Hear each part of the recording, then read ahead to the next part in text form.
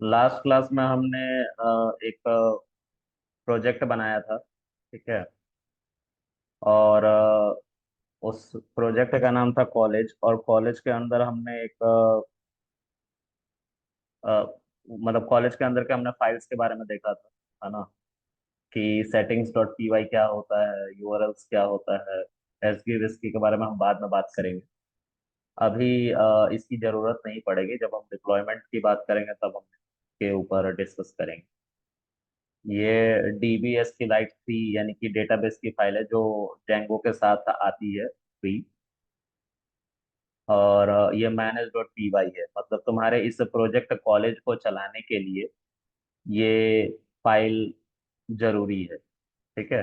College project को चलाने के लिए जिसके अंदर इतने सारी फाइल बनाई गई हैं पहले से, उसके लिए manage dot P why he एक तरह से चलाने का काम कर रहा है। यही इसका स्टार्ट पॉइंट है जिसको यूज करके हम अपने सर्वर को अप करते हैं। ठीक है। सर्वर क्या होता है? तो आप जब किसी यूआरएल को हिट करते हैं तो वो बेसिकली कहीं दूर रखे हुए सर्वर को रिक्वेस्ट भेजता है आपका पीसी। और उस मोमेंट में ये आपका मान लीजिए पीसी है, और ये है सर्वर जो कहीं दूर रखा हुआ है। तो आप इस पीसी से कुछ भी रिक्वेस्ट भेजते हैं तो इस सर्वर तक जाता है, और इस सर्वर से उसके रिस्पेक्ट में रिस्पॉन्स आता है। ठीक है। तो उस केस में हम इसको सर्वर तो नाम दे रहे हैं। ठीक है। तो इसका भी तो कुछ नाम होगा। इसका नाम हो जाता है उस केस में क्लाइंट। ठीक है। हमने सर्वर पर रिक्वेस्ट भेजा अपने पीसी से, यानी कि क्लाइंट से, तो सर्वर ने उसके अकॉर्डिंग रिस्पॉन्ड किया। ठीक है। अब यहाँ पे हम इस प्रोजेक्ट को जो बनाए हैं, इस प्रोजेक्ट का एक बार स्ट्रक्चर देख लेते हैं। तो हमने कॉलेज नाम का एक प्रोजेक्ट बनाया। ठीक है। कॉलेज की स्पेलिंग देख लेना। कॉलेज नाम का एक प्रोजेक्ट बनाया, तो कॉलेज नाम का ये एक फोल्डर है। एक फोल्डर के अंदर, इसको मैं फोल्डर की ट्री बता रहा हूँ, मतलब ये फोल्डर है। इस फोल्डर के अंदर बहुत सारे फाइल बने। तो this is first file. First file का नाम है underscore underscore init underscore dot P Y file. उसी तरह से एस जी फाइल बनी हुई है। ठीक है। A S G I dot P Y S G file बनी हुई है। इसके अंदर U R Ls dot P Y file बनी हुई है। इसी के अंदर तुम्हारा विजगी फाइल बनी हुई है, विजगी डॉट पी वाई। और इसी में तुम्हारा एसक्यूलाइट डीबी है। एसक्यूलाइट एक डेटाबेस होता है। तो डीबी एसक्यूलाइट करके यहाँ पे एक फाइल बनी हुई है, जिसके अंदर तुम्हारा सारा डेटा तुम स्टोर कर सकते हो। ये फ्री होता है तुम्हारे जेंगो एप्लीकेशन के साथ। ठीक है। और इन सब के बाहर, यानी कि इस कॉलेज के लीड ब्रांच पे, इस कॉलेज प्रोजेक्ट को चलाने के लिए एक मेन फाइल होती है जिसका नाम है manage dot P Y. Manage dot P Y file ये इस सब को हैंडल करती है, और इसके अलावा और भी जितने फाइल आएंगे ना, इन सबको हैंडल करती है। तो जब कभी हम सर्वर चलाते हैं, तो सर्वर को चलाने के लिए हमें लिखना पड़ता है जेंगो एडमिन। तो सॉरी, मैं गलत बता रहा हूँ ये। तुम्हें मैं प्रोजेक्ट बनाने के लिए बता रहा हूँ। तो सर्वर चलाने के लिए हम क्या करते हैं? Python manage dot P Y, Python, फिर हाइफन देके मैनेज डॉट पी वाई, और लास्ट में लिखते हैं रन सर्वर। इससे हमारा सर्वर चलने लग जाता है। ठीक है।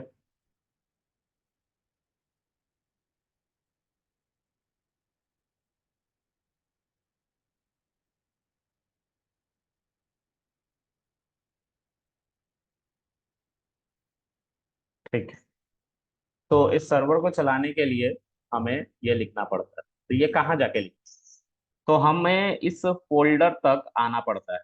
इस फोल्डर के अंदर आके यहाँ पे, अभी देखो अभी हम यूट्यूब के अंदर है, तो यहाँ इस ट्री को अगर तुम देख रहे हो तो यहाँ पे जैंगो यूट्यूब जो यहाँ पे लिखा हुआ है, वही यहाँ पे लिखा हुआ है। इसके अंदर एक और फोल्डर बना हुआ है, उस फोल्डर का नाम है जेंगो प्रोजेक्ट।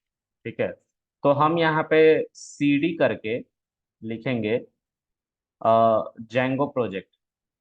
ठीक है, जेंगो प्रोजेक्ट। तो हम जैसे ही सीडी करके जेंगो प्रोजेक्ट लिखेंगे और एंटर करेंगे, हम इस फोल्डर के अंदर आ जाएंगे। ठीक है, उसके बाद अब मुझे फिर से इसके अंदर जाना है, क्योंकि इसी के अंदर ये manage.py फाइल है। तो इसके अंदर आने के लिए हमें फिर से लिखना पड़ेगा cd कॉलेज और एंटर प्रेस करना पड़ेगा। तो हम इस कॉलेज फोल्डर के अंदर आ जाएंगे। अब फिर उसके बाद ये वाला कमांड जो यहाँ पे है उसको लिखना पड़ेगा, तो हमारा सर्वर चलेगा। ठीक है, तो सर्वर को चलाने के लिए हमें इस फोल्डर तक, इस फोल्डर तक, कॉलेज नाम के फोल्डर तक आना पड़ता है। और फिर हम अपने सर्वर को चलाने के लिए लिखते हैं पाइथन manage.py रन सर्वर, और हमारा सर्वर चलने लग जाता है। अब हम अभी अभी बात कर रहे थे कि हाँ, एक जो कंप्यूटर होता है जिससे हम कोई रिक्वेस्ट करते हैं गूगल पे या www डॉट करके किसी भी वेबसाइट को खोलने के लिए, तो हमारा पीसी एक सर्वर की तरह काम करता है जो रिक्वेस्ट भेजता है। सॉरी, हमारा पीसी एक क्लाइंट की तरह काम करता है जो रिक्वेस्ट भेजता है कहीं दूर बैठे सर्वर, और वो सर्वर इसको डेटा प्रोवाइड करता है। और यहाँ पे आप कह रहे हैं कि sir Python manage.py run server करोगे तो आपका सर्वर स्टार्ट हो जाए, तो क्या आप कह रहे हो कि आपका जो लोकल मशीन है, यानी कि जो क्लाइंट है, इसी को सर्वर बना रहे हो? तो मैंने बोला हाँ, इसी को सर्वर बना रहा हूँ। सर्वर क्यों बना रहा हूँ? तो समझने वाली बात है।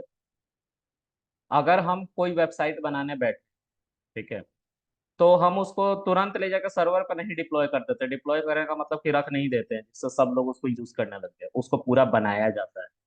उसको बनाने के लिए हमें एक टेस्ट करने वाले पोर्ट की और सर्वर की जरूरत पड़ती है। ठीक है, तो वो हमारा लोकल होस्ट पे चलता है, लोकल होस्ट। और बाय डिफॉल्ट ये आई गेस 8000 पे चलता है। ठीक है, और उसके आगे हमारा लोकल होस्ट 8000 जो ये लिखा हुआ है, इसके आगे हमारा दो इस तरह से कॉलम। ठीक है, तो ये हमारा सर्वर एक पोर्ट नंबर यूज करता है, ये लोकल होस्ट नाम से। ठीक है, तो हम जब भी कोई कोड यहाँ पे लिखते हैं या इन फाइल्स के अंदर कोई छेड़छाड़ करते हैं, कुछ लिखते हैं, तो उसको देखने के लिए हमें एक सर्वर की जरूरत पड़ती है। इसीलिए उस सर्वर को भी हम लोकल मशीन में ही बना लेते हैं। मतलब ये मेरा पूरा पीसी है अगर, तो इस पूरा पीसी में इतना डेवलपमेंट का सेक्शन है और ये एक छोटा सा सर्वर। इस पे हम कोड लिखते हैं और जैसे ही पाइथन manage.py रन सर्वर करते हैं, तो उसका हमें रिस्पॉन्स इस छोटे से बनाए हुए सर्वर जो पोर्ट नंबर 8000 पे चल रहा है उस पे दिखाई देता है। ठीक है, तो ये हमारा ओवरऑल एक वर्किंग होती है। जब हमारा पूरा का पूरा वेबसाइट तैयार हो जाता है, तो हम उसको तब ले जाके, ये जो सर्वर हम लोकली बना रहे थे, ये लोकल होस्ट 8000, यहाँ पे हम अपना डोमेन लगा देते हैं। ठीक है, और फिर हम इसको डिप्लॉय कर देते हैं। तो ये सब बिहाइंड द सीन है, बात की बात है। ये अभी बस समझाने के लिए मैंने ऐसा बताया है, लेकिन ऐसा एग्जैक्टली नहीं होता है। थोड़ा सा अलग प्रोसेस इसको करना है। ठीक है, होस्टिंग का अलग प्रोसेस। ठीक है, तो मैं सी पैनल से आप लोगों को होस्ट करके दिखाऊंगा जब मैं होस्ट कर रहा हूँ। अभी के लिए ये मैंने एक वर्किंग समझा है कि कैसे हमारा सर्वर और क्लाइंट काम करता है, और हम अपने क्लाइंट में, जिसको हम अपना मशीन कह रहे हैं क्लाइंट, उसी के अंदर हम एक छोटा सा सर्वर और कैसे बना सकते हैं। ठीक है, और वो सर्वर क्यों बनाया जाता है? तो जो भी हम कोड लिखेंगे अपने इस फाइल में, इस फाइल में जो कोड लिखा हुआ है, इसको देखने के लिए हम एक छोटा सा सर्वर अपने मशीन में ही बना देते हैं, और उस पे हम अपने कोड को देखते हैं लिख लिख कि भाई क्या चेंजेस आया है। ठीक है, तो मैं एक इसी का डेमो आप लोगों को दिखाने जा रहा हूँ। ठीक है, तो मैं स्क्रीन को क्लीन करता हूँ। ओके, तो ये हमारा urls.py है। urls का काम क्या है? तो एक पहले मैं इसको दिखा देता हूँ कि हमारा सर्वर कैसे बनता है। ठीक है, इस पूरे प्रोजेक्ट को मैंने लास्ट टाइम बनाया था। ये कॉलेज नाम का हमारा प्रोजेक्ट है। अब यहाँ पे भी कॉलेज लिखा हुआ है, यहाँ पे भी कॉलेज लिखा हुआ है। बिल्कुल परेशान नहीं होना है कि दो दो कॉलेज कैसे आ रहे हैं। ठीक है, जब Python manage dot P Y start project लिखते हैं ना, तो स्टार्ट प्रोजेक्ट लिखने के बाद हम एक नाम देते हैं। जब हम Python manage dot P Y start project लिखते हैं, तो इसके बाद एक स्पेस देकर हम नाम लिखते हैं। तो मैंने लिखा था कॉलेज। ठीक है, जब मैंने कॉलेज लिखा था, तो इस कॉलेज को लिखने के बाद जैसे ही एंटर किया था, तो ये एक फोल्डर बनी। उसके अंदर ये एक और फोल्डर बना, और इस फोल्डर के अंदर मल्टीपल हमारी फाइल्स बनी। ठीक है, ये पहले से जेंगो के अंदर। और ये जो बाहर आप देख रहे हैं मैनेज डॉट पी वाई, ये इस पेरेंट फोल्डर के अंदर बना है। ठीक है, मतलब एक नाम के आपको हमेशा दो फोल्डर दिखेंगे। नाम बदलने की कोशिश मत करना। ठीक है, क्योंकि इसको ऐसे बनाया ही गया है। ठीक है, जिस नाम से आपका वेबसाइट होगा, लेट्स से मैं अपना वेबसाइट अभी क्रिएट कर रहा हूँ। तो एआई मार्शियन का वेबसाइट है, जैसा मैं बताते रहता हूँ कि एआई मार्शियन का एक वेबसाइट आएगा जो इंटरैक्टिव। तो एआई मार्शियन का जो वेबसाइट है, उसका नाम भी मैंने एआई मार्शियन करके रखा हुआ है, या एआईएम करके रखा हुआ है।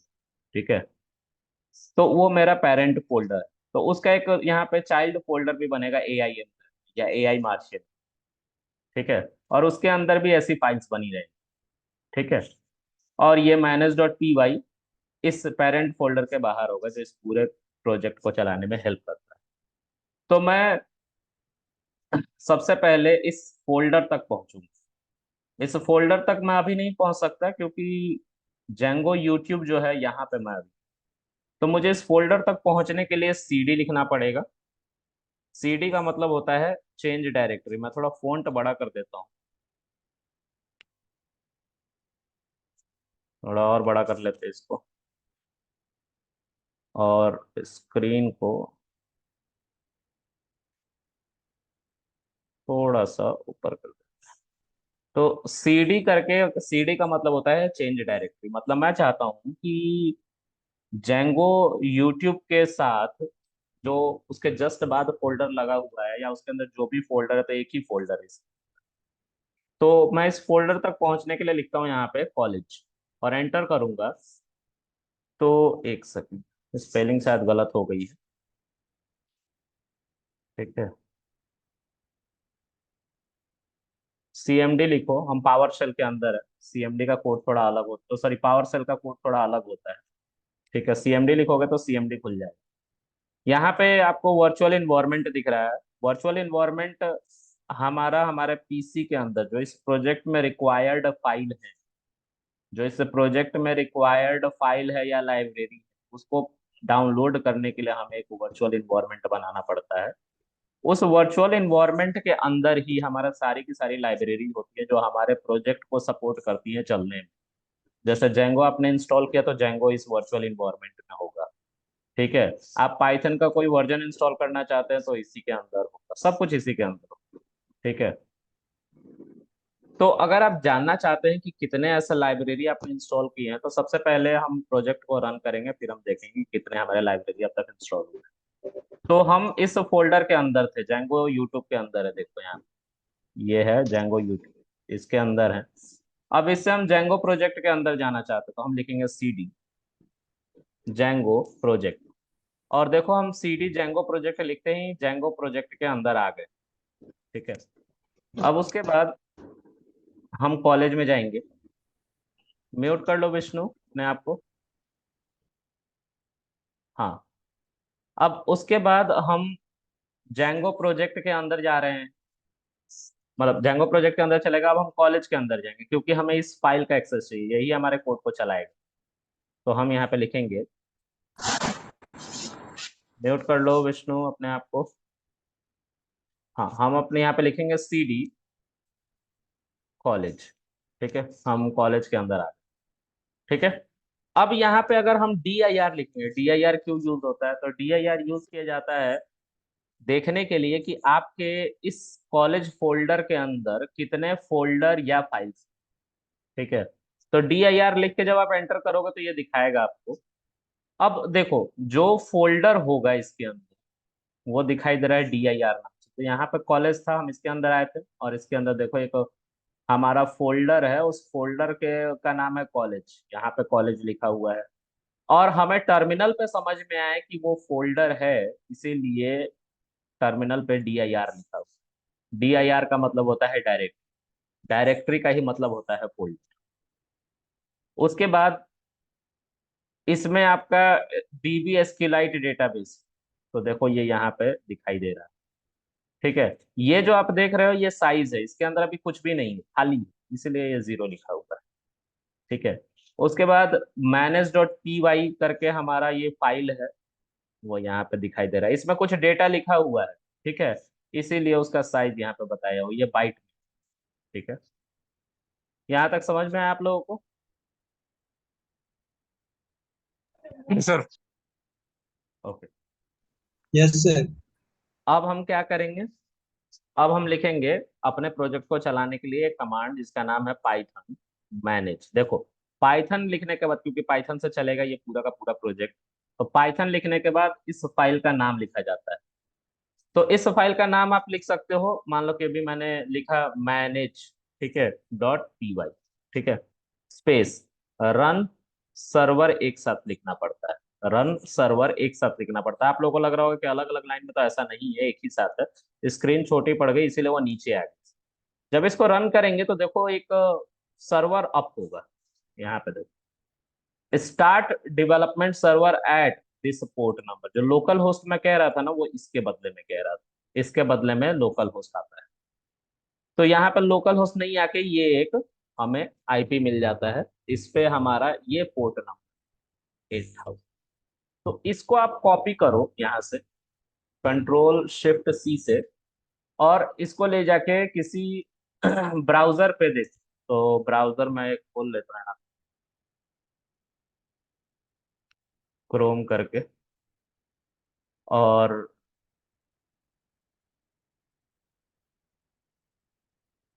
यहाँ पे हम जूम इन कर लेते हैं इसको भी, सेव करो, और मतलब यहाँ पे डालो और देखो। जैसे तुमने इस पूरे पोर्ट नंबर को IP एड्रेस के साथ डाला, तो ये तुम्हारा दिखा रहा है कि this install the installed work successfully, congratulation. और यहाँ पे कुछ और भी बातें लिखी हुई हैं, यहाँ पे डिबग ट्रू लिखा हुआ है। डिबग ट्रू का मतलब क्या होता है वो हम बाद में देखेंगे। ठीक है, लेकिन कल को कोई एरर इस कोड पे आ जाएगा ना, तो इस डिबग ट्रू की मदद से ही वो हमें सब कुछ दिखाई देता है यहाँ पे कि क्या आखिर प्रॉब्लम आई, कहाँ प्रॉब्लम, जब सर्वर ना चले। ठीक है, अब मैं एक एप्लीकेशन बनाऊं, तो इसको देख रहे हो, ये हमारा एक प्रोजेक्ट था कॉलेज। इस प्रोजेक्ट कॉलेज के अंदर एक फ्री इंस्टॉल्ड एप्लीकेशन है कॉलेज नाम से, ये प्रोजेक्ट का एप्लीकेशन। इसी तरह का मैं एक और एप्लीकेशन बनाना चाहता हूँ। तो इसी तरह का एक और एप्लीकेशन बनाने के लिए आपको क्या करना होगा, अब देखो ये सर्वर चल रहा है। ठीक है, सर्वर चल रहा है, तो देखो यहाँ पे दिखाई दे रहा है, जब भी रिफ्रेश करोगे ये चलता हुआ तुम्हें मिलेगा। ठीक है, ऐसा पिक्चर आएगा। तो ये जेंगो का डिफॉल्ट सेट है, और हम जेंगो 5.0 पे काम कर रहे हैं, इसलिए यहाँ तो वर्जन दिखाई देगा। ठीक है, अब हम मान लो कि सर्वर बंद करना चाहते हैं, तो Ctrl+C, यहाँ टर्मिनल पे क्लिक कर लेना और Ctrl+C कर देना, सर्वर बंद हो जाएगा। अब जब वहां पे जाओगे उसी पेज पर रिफ्रेश करोगे, तो देखो यहाँ पे कुछ एरर्स आया। ठीक है, ये कुछ डिफॉल्ट हो रहा है, लेकिन ये एरर। ठीक है, सर्वर बंद हो गया है। ठीक है, देखो बार बार हो जा रहा है, ये कुछ दिक्कत है, लेकिन सर्वर हमारा बंद है। ठीक है, पहले ऐसा नहीं हो रहा था कि कुछ ऐसा आ जा रहा था। ठीक है, लेकिन सर्वर हमारा बंद है। ठीक है, आप लोग के PC में ऐसा कुछ बग नहीं आएगा, मेरे में आ रहा है, पता नहीं क्यों, लास्ट टाइम भी आ रहा था। अब मैं चाहता हूँ कि एक एप्लीकेशन बनाऊं। तो एप्लीकेशन बनाने के लिए इसी कॉलेज, अभी हम इस कॉलेज के अंदर है, ठीक है, इसके अंदर नहीं गए हैं, देखो, नहीं तो 2 बार कॉलेज आता। तो हम चाहते हैं कि यहीं पे हम अपना एक एप्लीकेशन बना, हमेशा अपने प्रोजेक्ट के अंदर ही अपना सब फाइल रखते हैं, डिपेंडेंट फाइल। ठीक है, तो हम यहाँ पे लिखेंगे Django admin start app space, और जो ऐप का नाम देना है वो नाम दे। तो स्टूडेंट नाम देना है, स्टूडेंट नाम दे देते हैं, स्टूडेंट ऐप कर। तो देखो यहाँ पे एक फाइल फोल्डर और दिखेगी, ठीक है, स्टूडेंट ऐप नाम से। इसके अंदर भी कुछ फाइल्स आएंगी, ठीक है, देखो इसके अंदर भी बहुत सारी फाइल्स, ठीक है। तो ये तुम्हारा प्रोजेक्ट का एप्लीकेशन था, जो पहले जब प्रोजेक्ट तुमने बनाया था तब आया था। इसके अंदर कुछ फाइल है जो इसके अंदर नहीं, ठीक है। जैसे इसके अंदर व्यूज डॉट पी वाई नहीं है।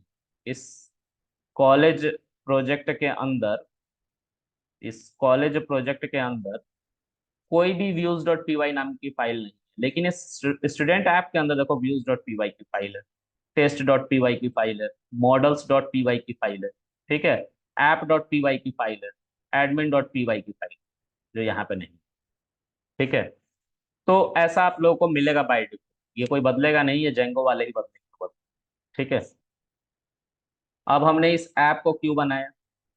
तो देखो कभी भी कोई बंदा कोई एप्लीकेशन बनाता है, मान लो कि मैं जो एप्लीकेशन बनाने वाला हूँ, उस एप्लीकेशन को मैं कुछ ऐसे डिजाइन कर रहा हूँ कि ये आपका एप्लीकेशन, एप्लीकेशन का फोल्डर, ठीक है, जिसका नाम है ए आई मार्कशीट, ठीक है। इसके अंदर एक फोल्डर बनेगा, सॉरी हाँ, एक छोटा सा फोल्डर बनेगा जिसको हम ऐप कहेंगे, ऐसा ही ऐप बनेगा, इसका भी नाम है ए आई। अब इसके अंदर एक और ऐप बना रहा हूँ, ठीक है, जिसका नाम मैं लेट्स से रख देता हूँ स्टूडेंट, ठीक है। इसके अंदर एक और ऐप बनाऊंगा मैं, जिसका नाम मैं रख दूंगा क्या नाम रख दूंगा, ए आई प्रोजेक्ट, ठीक है। तो मैं इसलिए ऐसे मल्टीपल एप्लीकेशन, ये एप्लीकेशन फर्स्ट, ये एप्लीकेशन सेकंड है जिसके अंदर एप्लीकेशन बना है ए आई एम, वो इसलिए बना रहा हूँ कि कल को इसमें अगर कोई बग आ जाए तो उसकी वजह से मेरा पूरा का पूरा वेबसाइट डाउन ना हो जाए, ठीक है। तो अलग अलग ऐप के अंदर अलग अलग मोटिव लेके अगर तुम काम कर रहे हो, तुम्हारा वेबसाइट पूरी तरह से कभी भी क्रैश नहीं, ठीक है। एक ही केस में पूरा ऐप तुम्हारा क्रैश होगा, जब ये वाली फाइल में कुछ बग आ जाए या फोल्डर में बग आ जाए, तब सब पे सब बंद हो जाए। लेकिन अगर तुम ऐसा काम करते हो कि ऐप बना लिया, इस ये पहला ऐप था, ये दूसरा ऐप था, ये प्री डिफाइंड पहले से ऐप बना बनाया है, तो इस ऐप को तुम इससे जोड़ोगे ना, तो आराम से चलेगा, कोई दिक्कत नहीं। इस ऐप को भी तुम जोड़ोगे तो ये आराम से चलेगा। लेकिन अगर कल को इसमें कोई बग आ जाता है, तो सिर्फ ये वाला सेक्शन काम करना बंद करे, ये वाला काम करता रहे, ठीक है। इसलिए हम मल्टीपल ऐप बना, ठीक है।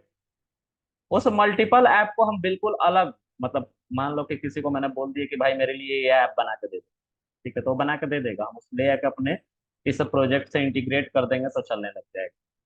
तो हर डेवलपर फ्री हो जाता है कि ठीक है, उसे क्या काम करना है, अलग अलग तरीके से अपने तरीके से कर सकता है, डे एंड में उसको इससे कनेक्ट करना है, तो हर बंदा अलग अलग एप्लीकेशन पे काम करता है, ठीक है। ये समझ में आ रहा है आप लोगों को? Yes sir. ओके। अब मैं कुछ इस पे आप लोग को स्क्रीन पे दिखाई दे उस यूआरएल पे, उसको मैं कॉन्फ़िगर करने जा रहा हूँ, ठीक है। देखो यहाँ फाइल का जाल बनता है, ठीक है। तो हमेशा इस बात को याद रखना कि यहाँ पे इतनी फाइल्स बनेंगी कि तुम परेशान भी हो सकते हो, तो परेशान नहीं होना है, याद रखना। फाइल्स याद नहीं रहती कि कौन सी फाइल कहाँ थी, ठीक है। तो ये जो हमारी ऐप वाली फाइल और ये हमारी प्रोजेक्ट वाली फोल्डर है, सॉरी, ये ऐप वाली फोल्डर है, ये प्रोजेक्ट वाली फोल्डर। तो इस ऐप वाले फोल्डर के अंदर अगर मैं कुछ लिखता हूँ, जैसे मैं यहाँ पे लिखता हूँ व्यूज डॉट पी वाई, ठीक है। देखो ये व्यूज डॉट पी वाई किसके अंदर है, तो ऐप के अंदर है, स्टूडेंट ऐप के अंदर, ठीक है। ये इसलिए यूज किया जाता है, इसके बारे में भी थोड़ा समझ लो क्या है। ये हमारा ऐप डॉट पी वाई है, इससे अभी कोई लेना देना नहीं है। ये मॉडल्स डॉट पी वाई है, मॉडल्स डेटाबेस को कहते हैं, डेटाबेस से रिलेटेड जो भी लॉजिक लिखना है यहाँ पे, एडमिन में डेटाबेस की परमिशन दी जाती है। कोई भी तुम डेटाबेस बना रहे हो, उसका स्कीमा तैयार कर रहे हो, तो उसको एडमिन में जाके रजिस्टर्ड करना पड़ता है। ठीक है, मतलब यहाँ पे आके बताना पड़ता है कि भाई हमने मॉडल्स के अंदर एक स्कीमा बनाया है डेटाबेस का, उसको इम्प्लीमेंट करो, उसको याद रखो कि ये यहाँ पे है। मतलब एडमिन को हम बोलते हैं एडमिन, मैंने एक मॉडल डेटाबेस बनाया है, डेटाबेस का स्कीमा बनाया है, उसको आप याद रखो, रजिस्टर कर लो अपने पास, कि कल को मैं जब बुलाऊंगा उस डेटाबेस से डेटा को, तो आप इजीली मुझे वो डेटा दे पाओ। ठीक है, यहाँ पे व्यूज डॉट पी वाई है। व्यूज डॉट पी वाई में हमारी लॉजिक लिखी जाती है। लॉजिक मतलब कि एग्जाम्पल के तौर पे मैं यहाँ पे एक फंक्शन बना रहा हूँ पाइथन की हेल्प से, dev let's say hello, hello करके एक फंक्शन। ठीक है, तो इसके अंदर एक रिक्वेस्ट करके पैरामीटर जाएगा।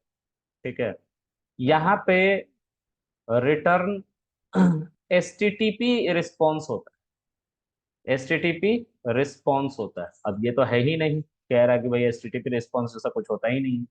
ठीक है, तो हम क्या करेंगे, पहले रिक्वेस्ट लिखेंगे, यहाँ रिक्वेस्ट ये जो पैरामीटर है पास करना होता है। ठीक है, और फिर यहाँ पे लिखेंगे हम हेलो वर्ल्ड। आई थिंक यहाँ पर ये नहीं लिखना होता अभी। तो देखो ये अभी चलाऊंगा तो चलेगा नहीं, इसमें बहुत सारी अभी परेशानी। परेशानी क्या है कि भाई ये H T T P response एक लाइब्रेरी, इस लाइब्रेरी को इंपोर्ट करना पड़ेगा, और ये जेंगो के अंदर होता है। तो आपको लिखना पड़ेगा यहाँ पे from H T T P import H T T P. एक सेकेंड,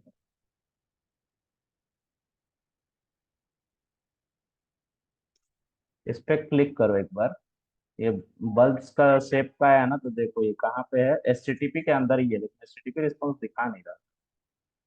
ठीक है, एच टी टी पी, अच्छा Django dot H T T P करके लिखना था। यूट्यूब पे हाँ, कमाने के चक्कर में लगा क्या,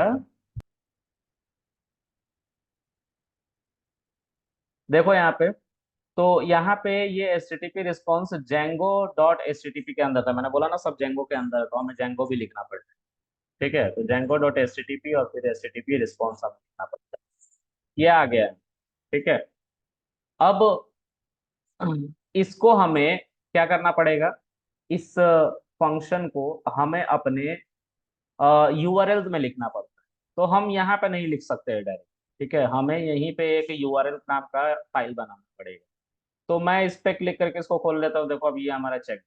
फिर मैं इस फाइल पे क्लिक करूंगा।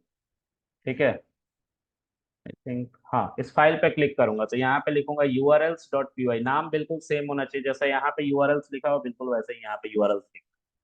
ठीक है, ये कि यूआरएल्स नाम की फाइल बन गई। इसके अंदर तुम्हें यूआरएल अपना लिखना है। ठीक है, तो यूआरएल कैसे डिफाइन करते हैं, तो उसका स्कीमा ऑलरेडी इस यूआरएल के अंदर, ऐप के अंदर दिया हुआ था। आपको कुछ नहीं करना होता, इसको कॉपी करें और इस यूआरएल में आ जाए। ठीक है, आपको इसको हटा देना है, इसकी जरूरत नहीं पड़ेगी आपको, और इसको भी हटा देना। ठीक है, ये एडमिन नाम का एक पैनल हमें ऑलरेडी मिलता है जैको। तो यहाँ पे आप अपने पाथ को मेंशन करते हो, तो मान लो मैंने नाम दे दिया होम स्लैश।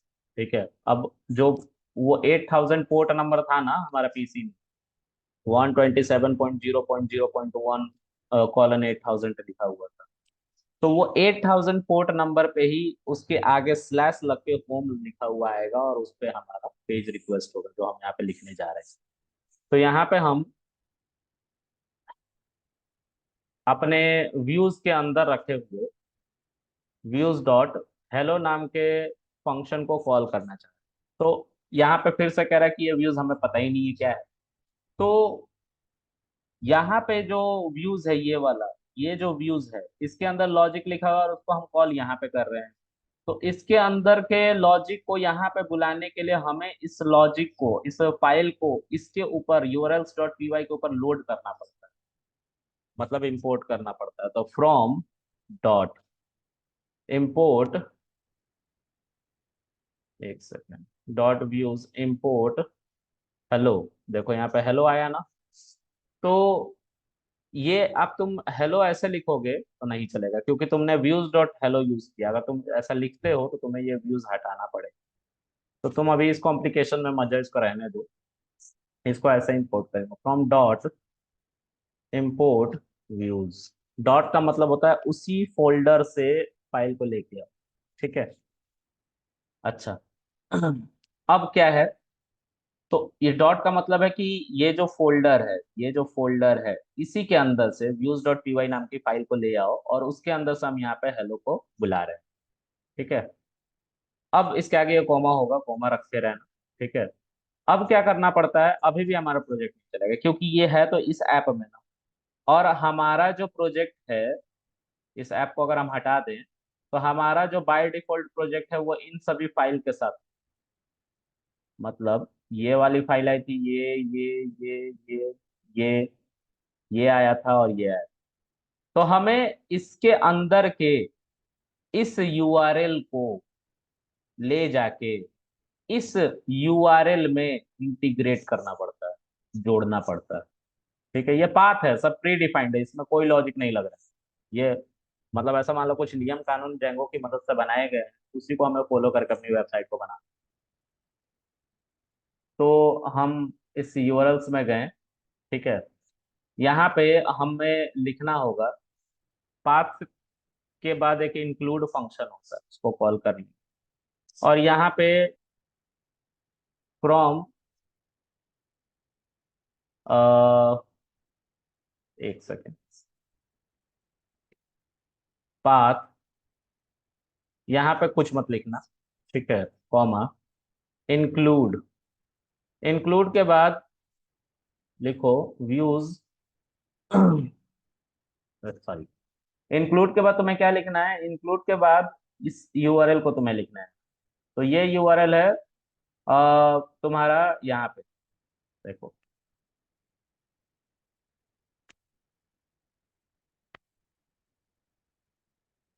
urls.py। ठीक है। तो अभी एक दिक्कत है। दिक्कत क्या है, तो इसको इंपोर्ट करना पड़ेगा। ठीक है। इंपोर्ट कहाँ से करना पड़ेगा, तो इस स्टूडेंट ऐप से इंपोर्ट करना पड़ेगा, और ये सब जेंगो प्रोजेक्ट के अंदर है। ठीक है। तो एक बार,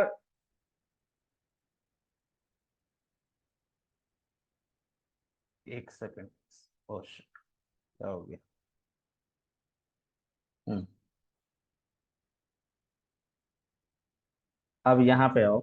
ये हमारा तो पाथ कॉन्फ़िगर्ड हो गया, हमने इस यूआरएल को इंक्लूड कर दिया। ठीक है, urls.py फाइल। ठीक है।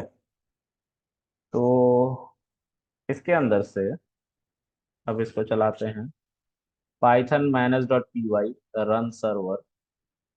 और जब तुम इसको चलाओगे, अच्छा,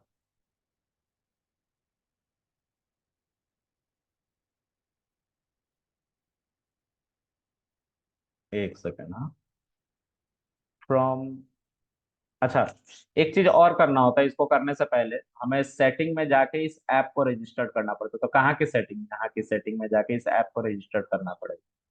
यहाँ पे जाओ, ऊपर में इस जगह पे, ये देखो इंस्टॉल्ड ऐप दिखाई दे रहा है ना। तो इसको ऐप में कह रहा था, एप्लीकेशन, ये app.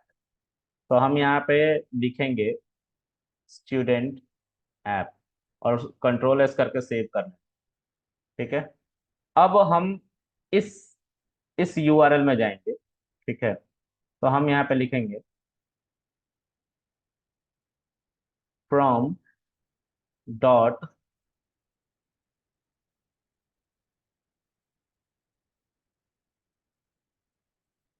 From student import URLs. ठीक है।